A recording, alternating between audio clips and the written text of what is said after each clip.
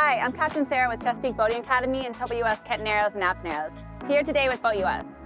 Today we're going to talk about fender placement when you're docking a boat.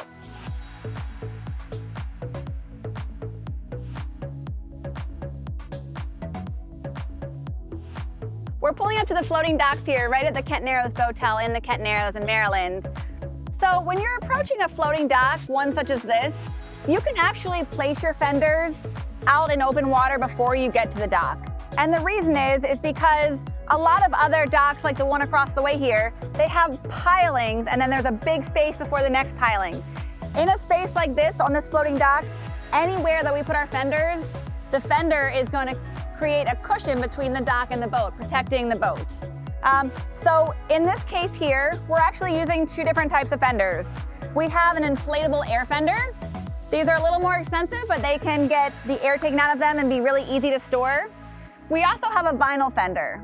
Those are a little bit harder to store, but they also are slightly more durable. These are both very large. I say go big or go home when it comes to fenders. You really want to protect your boat and the dock.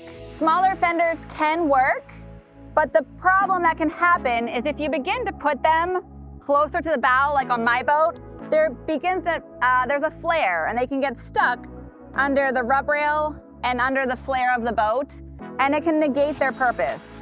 So when you are attaching fenders to the side of your boat, it's important to go right underneath of this rub rail, okay? So that they don't get lost.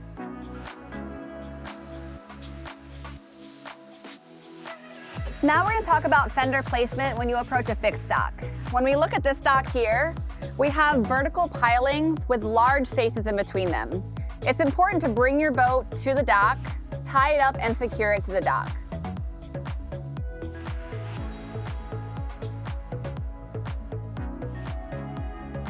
Now that we have our boat tied to the dock, we tied it with a bow line, a stern line, and two spring lines, a forward running spring and an aft running spring.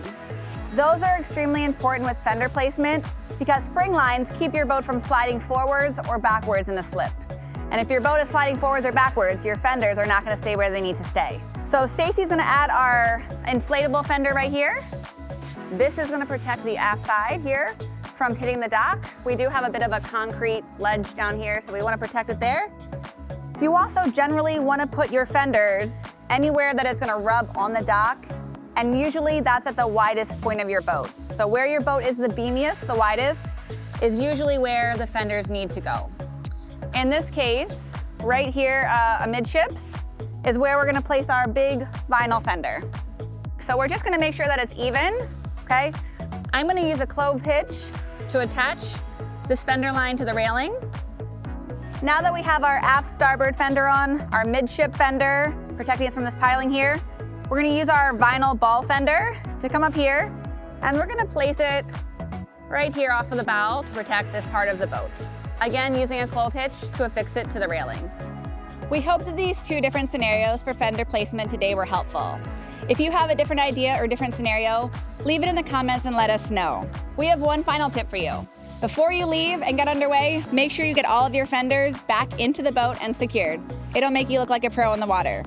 Like this video, and we hope to see you out on the water.